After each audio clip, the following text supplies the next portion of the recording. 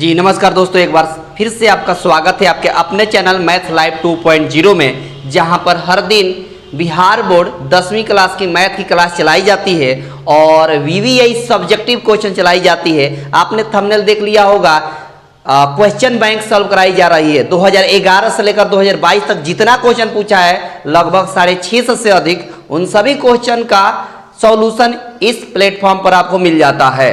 तो 10 lecture 11 lecture हो चुका है और उस लेक्चर को आप नहीं देखे होंगे तो इस वीडियो के डिस्क्रिप्शन में मिल जाएगा, नहीं तो प्लेलिस्ट बना हुआ है वीवीआई सब्जेक्टिव क्वेश्चन के नाम से, ठीक है, तो वहां से भी मिल जाएगा। और ऑब्जेक्टिव क्वेश्चन मैंने ऑलरेडी पढ़ा दिया है, उसका लिंक भी इस वीडियो के डिस्क्रिप्शन में मिल जाएगा, और नहीं तो उसका भी प्लेलिस्ट बना हुआ है बिहार बोर्ड मैथ 2023 के नाम से, वहां से भी मिल जाएगा और यहां से भी मिल जाएगा। जहां से मर्जी वहां से ले लीजिएगा, बस सीरियल बाय सीरियल लाइन से देख लीजिएगा हर लेक्चर को। अगर बेहतर तरीके से अच्छे से देख लेते हैं तो यकीन मानिए आप एक बार हैबिट में उतार लीजिएगा तो आपको थोड़ा सा भी समस्या नहीं होगी आपके परीक्षा में। और आपके परीक्षा में जितना भी क्वेश्चन पूछ रहा है सब रिपीटेड पूछ रहा है, यानी कभी ना कभी पूछा हुआ है, तो इसलिए मैं क्वेश्चन बैंक सॉल्व करा रहा हूं ताकि रिपीट किया हुआ क्वेश्चन आपके सामने आएगा तो आपको थोड़ा सा भी हेजिटेशन नहीं होगा, दिमाग बिल्कुल प्रॉपर काम करेगा, है ना। क्यों? क्योंकि उस क्वेश्चन को आप बनाए हैं तो उस क्वेश्चन को बनाने में थोड़ा सा भी आपको दिक्कत नहीं होगी। इसलिए मैं यहाँ पर क्वेश्चन बैंक प्रत्येक दिन सॉल्व कराता हूँ, ठीक है। बस बने रहिए अच्छे तरीके से, है ना। अगर बेहतर लगेगा तो लाइक जरूर कर दीजिएगा, ठीक है, शेयर कर दीजिएगा। अब देखिए करना क्या है कि क्वेश्चन मैंने जहां तक कराया है उसके आगे कंटिन्यू कर रहा हूं। 2022 का ऑलरेडी मैंने कंप्लीट कर दिया, जो 2021 में भी मैंने बहुत कुछ पढ़ा दिया है, और 2021 में कुछ क्वेश्चन और भी बाकी है जो मैं यहां से कंटिन्यू करने वाला हूं, ठीक है। तो हर दिन आप जुड़िएगा, मतलब टेंशन मत लीजिएगा कि आपका कंप्लीट नहीं होगा, 650 क्वेश्चन बिल्कुल कंप्लीट होगा। बस बने रहिए, हर दिन आपको वीडियो मिलेगी, ठीक है। तो यहां पर क्वेश्चन कुछ दिया हुआ है, देखिए 2021 का पेपर मैंने लिया है। आगे बोला है कि एक अर्धगोला का आयतन 18 पाई सेंटीमीटर क्यूब है, तो इसकी त्रिज्या ज्ञात कर दीजिए। देखिए क्या दिया है समझ लीजिए, दिया है समझिएगा, अर्धगोले का आयतन दिया हुआ है, अर्धगोले का आयतन दिया हुआ है, कितना दिया हुआ है तो कहेगा 18 पाई सेंटीमीटर क्यूब दिया हुआ है, इतना दे दिया हुआ है। और कह दिए कि इसकी त्रिज्या ज्ञात कर लीजिए, त्रिज्या ज्ञात कर दीजिए, मतलब आर का वैल्यू निकाल दीजिए, ठीक है। बहुत शानदार क्वेश्चन है। देखिए क्या करेंगे, एक बात बताइए, अर्धगोले का आयतन कितना होता है तो कहेगा 2/3 पाई आर क्यूब। आपको याद होना चाहिए फॉर्मूला, ठीक है। केवल पबजी खेलने से और फ्री फायर से नहीं होगा, जितना दिमाग आप यूज कर रहे हैं अभी पबजी और फ्री फायर में, थोड़ा सा भी दिमाग आप लगाइएगा इसमें तो आसानी से क्लियर हो जाएगा। आपको तो बिल्कुल दिमाग पर जोड़े नहीं पड़ेगा, क्योंकि मैं बिल्कुल सॉल्व करके दे रहा हूं। ऐसा नहीं कि आपको क्वेश्चन दे दिया और बोल दिया कि आप सॉल्व कर लीजिएगा, ऐसा भी नहीं है। आपके सामने सॉल्व करता हूं और बिल्कुल सामने दिखता भी है कि हाँ कैसे सॉल्व हो रहा है। तरीका सीखिए, प्रोसेस सीखिए और हैबिट में उतारिए, और प्रत्येक दिन हर क्वेश्चन को 10 बार 5 बार 2 बार 4 बार बनाया करिए, तब जाकर होगा, ठीक ना। देखो यहां दिया है कितना, 18 पाई, ठीक है, पाई से पाई कैंसिल हो गया। एक बात बताइए, 2-3 भाग में है तो इधर जाएगा तो गुणा में हो जाएगा, या ऐसे करते हैं 2/3 को ही उधर कर देते हैं तो पलट जाएगा। तो आर क्यूब बराबर हो गया 18, ये 2/3 जब बराबर के इस साइड आएगा तो 3 ऊपर 2 नीचे आ जाएगा, दोनों 18 हो गया, यानी 9 3 27 हो जाएगा। आर क्यूब बराबर 9 3 कितना हो गया, 27 हो गया। और 27 को कुछ इस तरह का आप लिख सकते हैं, आर क्यूब बराबर 27 को हम 3 के पावर 3 लिख सकते हैं। अब पहले से आपको मालूम है जिसका पावर सेम होता है उसका बेस भी सेम कर दिया जाता है, जिसका पावर बराबर हो तो बेस भी बराबर कर दिया जाता है, यानी आर बराबर 3 हो जाएगा सेंटीमीटर। और आपसे पूछा था कि अर्धगोले का त्रिज्या बताइए, त्रिज्या मतलब आर माने थे, आर का आंसर आ गया 3 सेंटीमीटर, यही सवाल का क्या हुआ, आंसर हुआ। देख रहे हैं 2 नंबर में शॉर्ट क्वेश्चन पूछ रहा है और ये आप चटका दिए अच्छे तरीके से। और मैं सॉल्व जो करा रहा हूँ शॉर्ट क्वेश्चन ही पहले सॉल्व करा रहा हूँ, वो इसलिए कि लाइन से चल रहा हूँ। लाइन से मतलब कि जैसे कि पहले ऑब्जेक्टिव मैंने करा दिया है अच्छे तरीके से, ठीक है, और ट्रिक से सिखाया है। आप नहीं देखे होंगे, आप जाकर देख लीजिएगा अगर नहीं देखे होंगे, और चैनल पर पहली बार है तो आप जाकर देखिएगा कितना शानदार ट्रिक से सिखाया गया है हर क्वेश्चन को, ठीक है। उसके बाद शॉर्ट ले रहा हूँ जो 2 नंबर में पूछा हुआ है, ठीक है। इसके बाद लॉन्ग लूंगा, जब शॉर्ट पूरा कंप्लीट हो जाएगा तो लॉन्ग लूंगा जो 5 नंबर का पूछता है। ठीक है, मतलब बिल्कुल लाइन से सब कुछ हो जाएगा। उसके बाद मॉडल पेपर भी कराऊंगा। ठीक है, और संडे को प्रत्येक दिन 6 बजे जुड़ा करिए, वहां पर लाइव मॉडल पेपर का ऑब्जेक्टिव क्वेश्चन जितना महत्वपूर्ण होता है वो सब कराया जाता है। ठीक है, 6 बजे सुबह में संडे स्पेशल चलता है, संडे के दिन लाइव यूट्यूब पर, इसी चैनल पर। ठीक है, देखो ये हो गया आंसर। आगे देखिए, अगला क्वेश्चन देखिए, बस देखते चलिए और सीखते चलिए। हर क्वेश्चन महत्वपूर्ण है, ठीक ना, हर क्वेश्चन महत्वपूर्ण है। देखिए सवाल है आगे, बहुलक पूछ दिया है आपसे। क्या पूछ दिया है? बहुलक। देख लीजिए, यहाँ दे दिया है कुछ इस तरह का वर्ग अंतराल, मैं लिख देता हूँ, समझ लीजिए। यहाँ पर लिख दिया वर्ग अंतराल और यहाँ पर लिख दिया गया है बारंबारता, बारंबारता। ठीक है, इस तरह कुछ। और यहाँ पर 0 से 10 लिखा हुआ है और 10 से 20 लिखा हुआ है, 20 से 30 लिखा हुआ है, 30 से 40 लिखा गया है, 40 से 50 हो गया है ना, 50 से 60 हो गया, बस इतना ही लिखा हुआ है 60 तक। ठीक है, यहाँ देखिए क्या लिखा गया है, बस देखते चलिए सीखते चलिए। ऐसा बनाना पड़ेगा आपको कॉलम इस तरह। बारंबारता दिया यहाँ 7, यहाँ 17 और यहाँ पर 32 और यहाँ पर 10, यहाँ पर 4 और यहाँ पर 2, ऐसे कुछ कर दे दिया है। और आपको निकाल देना है बहुलक। क्या निकाल देना है आपको? बहुलक। एक बात बताइए, अधिकतम बारंबारता का क्या है? इतना पर यहाँ लिखेंगे, यहाँ ऐसे अधिकतम बारंबारता, अधिकतम बारंबारता। एक बात बताइए, अधिकतम बारंबारता है कितना? तो कहिएगा कि सबसे ज्यादा कौन है? 32। कितना है? 32 लिख देंगे। अब देखिए, बस सीखते चलिए आराम से। उसके बाद क्या करिएगा, तो ये F1 का मान हो गया। F1 का मान कितना हो गया? 32। अब एक बात बताइए, इसका बहुलक वर्ग कितना हो जाएगा? बहुलक वर्ग, तो बहुलक वर्ग लिखिएगा तो जो अधिकतम बारंबारता है उसके ठीक सामने वाला बहुलक वर्ग होगा। तो यहाँ लिख लेंगे बहुलक वर्ग। बहुलक वर्ग कितना?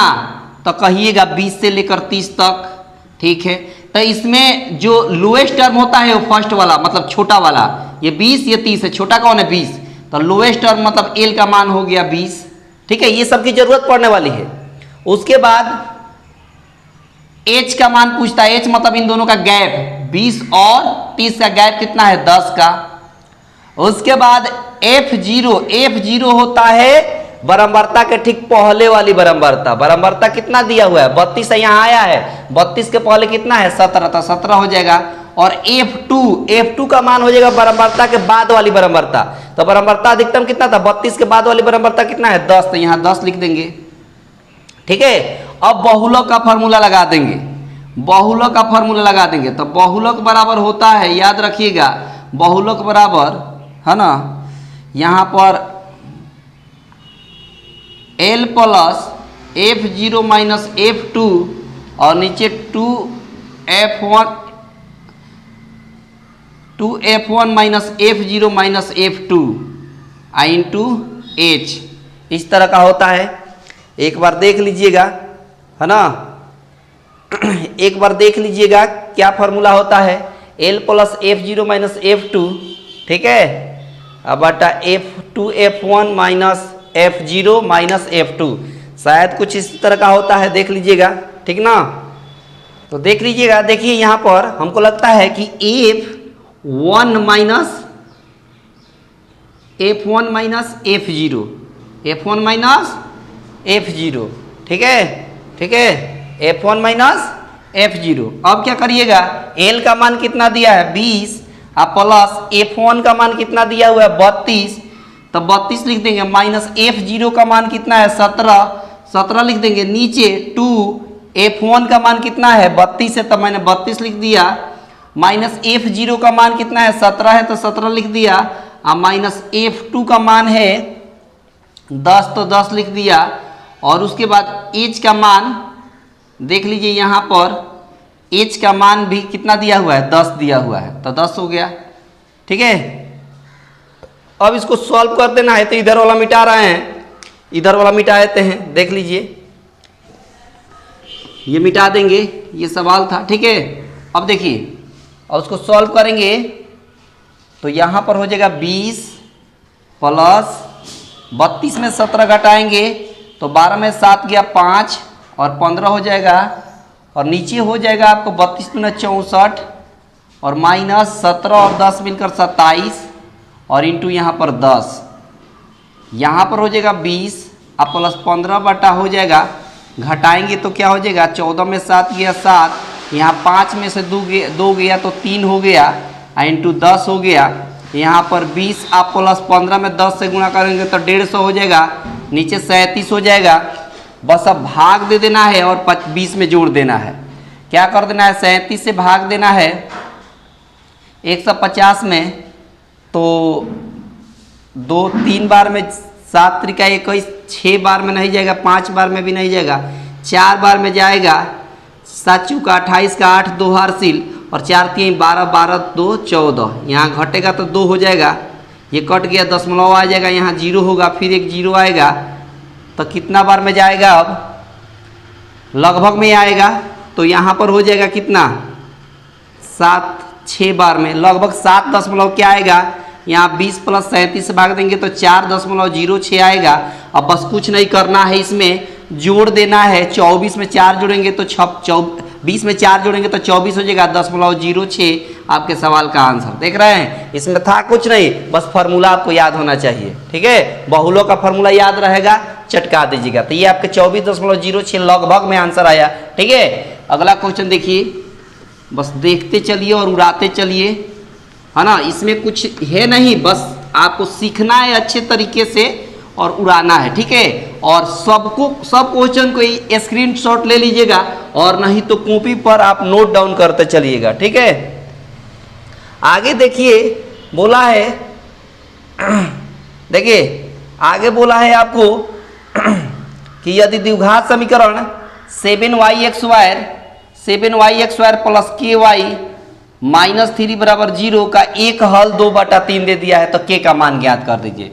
एक हल दे दिया है, इसमें से एक हल कितना दे दिया है 2/3, कह दिया है कि k का मान ज्ञात करिए। एक बात बताइए, पावर 2 है तो इसका कितना हल निकलेगा, 2 हल निकलेगा, 2 रूट निकलेगा, उसमें से एक रूट दे दिया है, बाकी दूसरा निकालना है, दूसरा नहीं निकालना है, k का मान निकालना है। मतलब y का ही मान है, ये किसका मान है, y का ही एक वैल्यू दिया है, यानी y बराबर दे दिया है आपको कितना 2/3। अब यहाँ वैल्यू रख दीजिए, यहाँ पर रखेंगे वैल्यू तो 7 × y के बदले 2/3, xy है तो xy प्लस k y आ गया, y के बदले 2/3, -3 बराबर 0 है तो 0। अब देखिए 7 लिख देंगे, 2 का x² 4 और 3 का x² 9, आप प्लस 2 में k से गुणा करेंगे तो 2 के नीचे 3 है तो 3 -3 है तो 3 बराबर 0।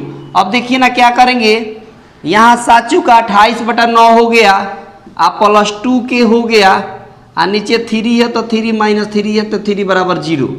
अब देखिए ना, इस सब को एक साथ घटाते हैं तो ये देखिए 9 3 27 हो जाएगा, यानी 28 है तो 28, ये 9 3 27 हो जाएगा, और नीचे 9 है तो 9, यानी इन दोनों को साथ में घटाए हैं, ये प्लस 2k/3 है, इसको ऐसे ही रहते हैं बराबर 0 में है, ये घटाएंगे तो 1/9 हो जाएगा, 1/9 बराबर हो गया 2k/3, प्लस में उधर कर देंगे तो माइनस में लिख देते हैं, इसको उधर कर देते हैं माइनस में। अब ये 3 3 या 9 हो गया, ठीक है, तो यहाँ पर 1/3 बराबर हो गया -2k, यानी यहाँ पर जब k का मान निकालेंगे तो 2 आ जाएगा नीचे, यानी -1/3 हो जाएगा, माइनस भी इधर आ जाएगा, यानी k का मान आ गया -1/3। ये रहा आंसर, देख रहे हैं, इसमें कुछ नहीं था, एक हल दिया था मैंने, y के जगह पर वैल्यू 2/3 पुट किया और k का मान आपने चटका दिया यहाँ, ठीक है। तो इस तरह आप चटकाते चलेंगे और सॉल्व करते चलेंगे बेहतर तरीके से, बस देखते चलिए और सॉल्व करते चलिए, और सबको 2 4 बार 5 बार 10 बार जितना बार मर्जी उतना बार प्रैक्टिस करिए, ताकि आपके हैबिट में उतर जाए, ठीक है। आगे देखिए, सवाल बोला है कि द्विघात समीकरण 3x(x² -4√3x + 4 बराबर 0 के मूलों की प्रकृति बताइए। मूलों की प्रकृति बताना, नेचर, तो कहेंगे यहाँ लिखेंगे, यहाँ a बराबर 3, b बराबर -4√3 और c बराबर हो जाएगा 4, हो जाएगा। अब d निकालना है, आपको प्रकृति बताने के लिए डिस्क्रिमिनेंट निकालना पड़ेगा, विवेचक। डी बराबर फॉर्मूला आता है बी एक्स वायर माइनस 4ac। बी कितना है -4√3। एक्स वायर है तो एक्स वायर -4, ए के जगह पर 3 और बी के जगह पर 4। अब देखिए ना, माइनस के एक्स वायर करेंगे तो प्लस हो जाएगा, और √3 का एक्स वायर करेंगे तो 3 होगा, और 4 का एक्स वायर करेंगे तो 16 होगा। 16 में 3 से गुणा करेंगे तो 16 3 48 हो गया, और 4 3 12, 12 चौका 48 हो गया। देखिए ना, 48 में से 48 घटाएंगे तो क्या आएगा, 0 आएगा। यानी मूल कैसा रहा, तो मूल इसका समान हो गया। मूल कैसा रहा, मूल क्या हुआ, वास्तविक और समान, वास्तविक और समान, वास्तविक और समान रहा। क्या रहा, वास्तविक एवं समान। ठीक है, इस तरह नेचर बता देंगे। ठीक है ना।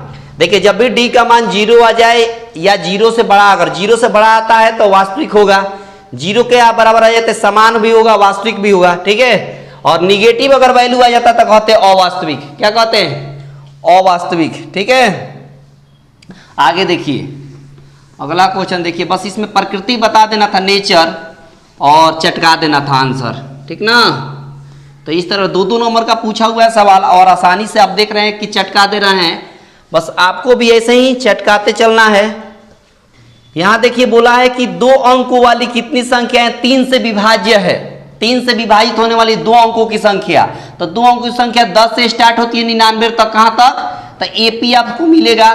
तो 10 में तो 3 से भाग लगेगा नहीं, तो 11 में भी नहीं लगेगा, 12 में लग जाएगा। 12 में 3 से भाग लगेगा, 12 3 15, 15 3 18, ऐसे डॉट डॉट कहां तक, 99 तक लग जाएगा।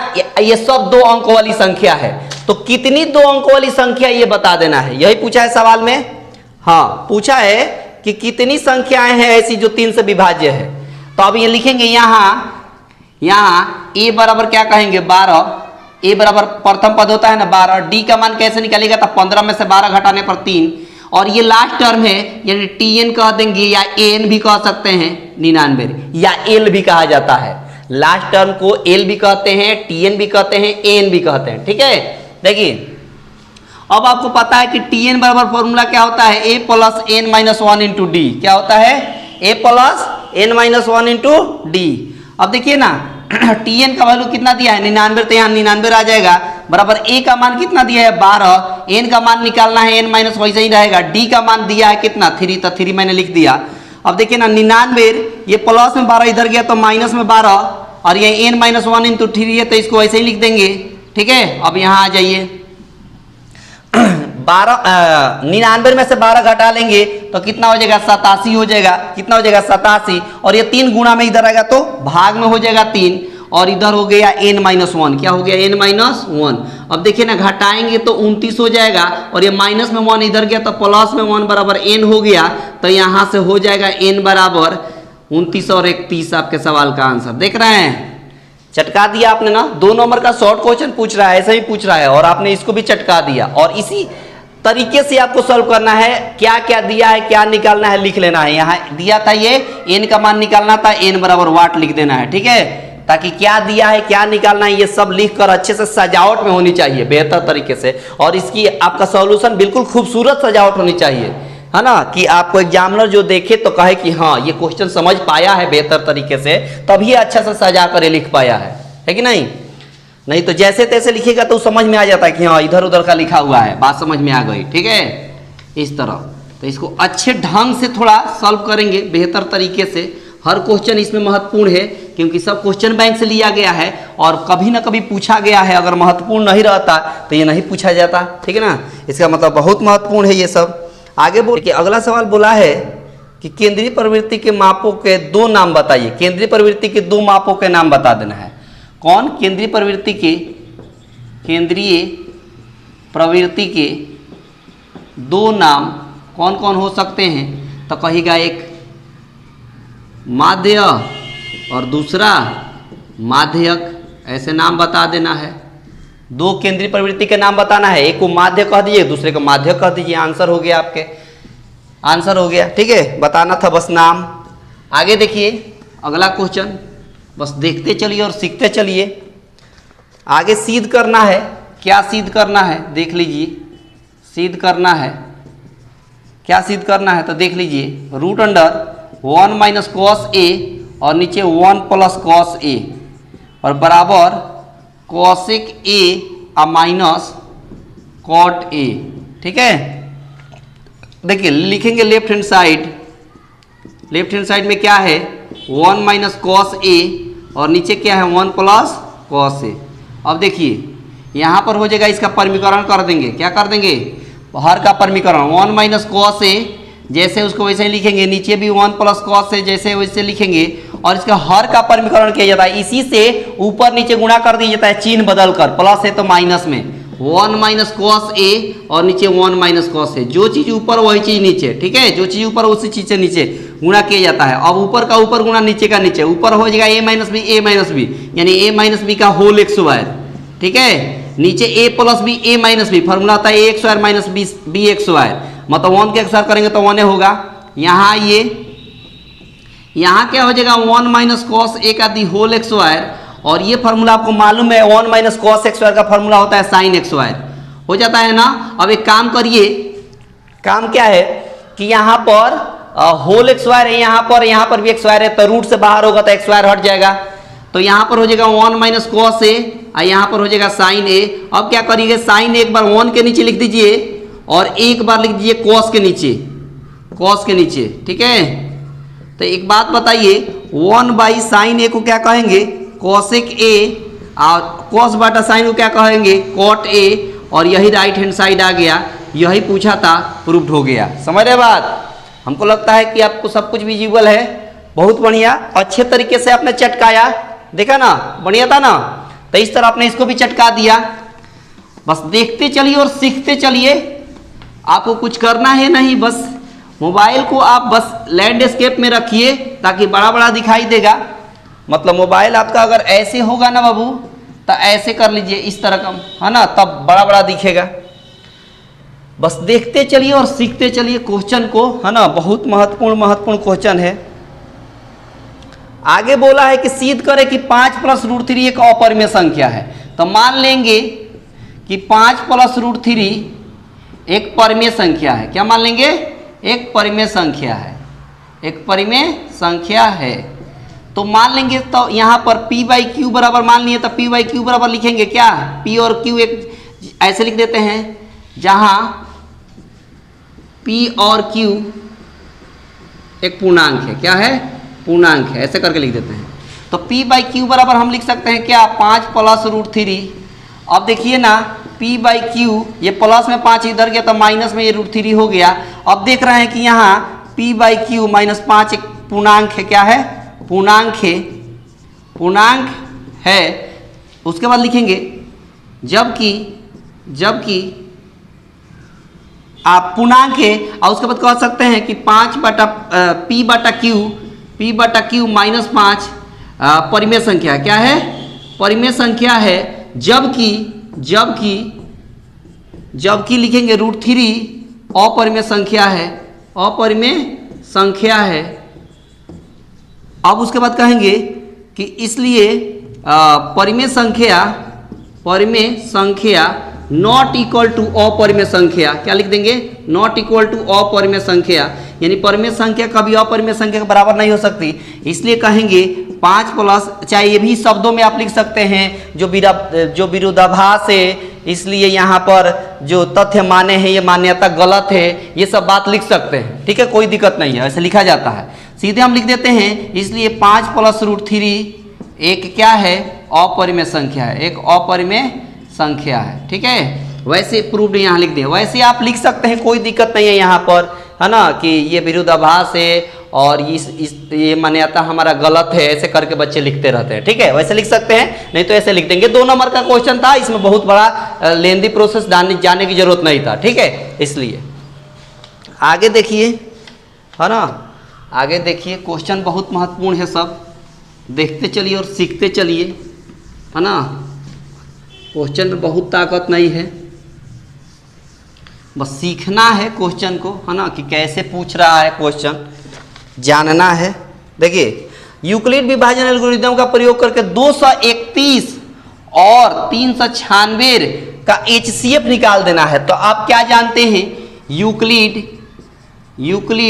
विभाजन, ठीक है, यूक्लिड विभाजन एल्गोरिथम से आप क्या जानते हैं कि आप कह सकते हैं ना कि यहाँ a बराबर 396 और b बराबर 231। अब आप क्या जानते हैं a बराबर बी क्यू प्लस आर पहले से पता है। a क्या है तो कहेगा 396, तो 396 हमने यहाँ लिख दिया। और b क्या है 231, तो इसे इसमें भाग देंगे रफ में। कहाँ भाग देंगे? रफ में, पेज में भाग देंगे पीछे की तरफ 396 में। अब एक बार में जाएगा तो 231 आ गया, घटाएंगे तो यहाँ पर हो गया 6, 165 हो गया। यानी 396 बराबर लिख सकते हैं, यानी भाज्य बराबर लिख सकते हैं भाजक गुणे भागफल प्लस शेषफल। यानी भाजक हो गया 231, यानी b की जगह पर 231, भागफल 1 हो गया प्लस शेषफल 165 हो गया। ऐसे लिख देंगे। हम तब तक आगे बढ़ते रहेंगे ऐसे ही जब तक यहाँ शेषफल 0 ना आ जाए, यहाँ शेषफल 0 ना आ जाए, यानी शेषफल यहाँ 0 के बराबर नहीं हुआ। अब क्या करेंगे 231 फिर से यहाँ लिखेंगे और शेषफल से इसमें भाग देंगे रफ में। 165 से भाग देंगे 231 में, कितना बार में? एक बार में जाएगा, तो घटाएंगे तो 6 हो गया। यहाँ 12 में से 6 गया, 6 हो गया, यही ना हुआ। तो देख लीजिए यहाँ पर क्या हो जाएगा, फिर से 231 बराबर 165 गुणे 1 का प्लस 66। यहाँ भी शेषफल 0 नहीं आया, यहाँ भी शेषफल 0 नहीं आया। अब क्या करेंगे और भी आगे ऐसे ही प्रोसेस बढ़ते रहेंगे। फिर अब यहाँ जो आया है वैल्यू यहाँ नीचे आ गएगा, ऐसे कई बार बताए हैं। अब फिर शेषफल से भाग देंगे 165 में, रफ में भाग देंगे तो कितना बार में जाएगा? 2 बार में जाएगा। 6 दूना 12, 6 दूना 12, 1 13, यहाँ 3 हो गया, यहाँ 3 हो गया, ठीक है 33 हो गया। तो अब भाज्य बराबर क्या हो गया? भाजक गुणे भागफल प्लस शेषफल 33। यहाँ भी शेषफल 0 के बराबर नहीं आया, 0 के बराबर नहीं आया। अब फिर से 62 आएगा, 66 आएगा यहाँ, और शेषफल से भाग देंगे 33 से भाग देंगे किस में? 66 में। तो देखिए 2 बार में कट गया, 2 बार में 0 आ गया ना, तो यहाँ पर हो जाएगा 33 × 2 प्लस 0। अब देखिए शेषफल 0 आ गया। तो हम ये प्रोसेस कई बार आगे बढ़ते रहेंगे, तब तक बढ़ते रहेंगे ऐसे ही भाग देकर जब तक यहाँ पर 0 ना आए। 0 आने के बाद बराबर के बाद जो पहली संख्या यहाँ दिखाई देती है यही इसका HCF होता है। और 33 इस सवाल का आंसर। देख रहे हैं कितना बढ़िया से आपने चटका दिया। तो और भी क्वेश्चन है जो अगले दिन हम फिर उसको सॉल्व करते हैं। और ये कैसा लगा आप कमेंट बॉक्स में बताइएगा, और बेहतर तरीके से इसको आप समझ पाए होंगे तो आपसे नम्र निवेदन है कि इसको शेयर कर दीजिएगा, लाइक कर दीजिएगा, और चैनल पर पहली बार विजिट कर रहे होंगे तो इसको सब्सक्राइब करके रखेंगे, ठीक है। और आप बस ऐसे ही प्रैक्टिस करते रहिए, कोई दिक्कत नहीं है। हर दिन आपको 650 से अधिक क्वेश्चन आपको सॉल्यूशन यहाँ मिलेगा, ठीक है। तो अपना ख्याल रखिएगा, मिलते हैं अगले लेक्चर में, तब तक के लिए धन्यवाद।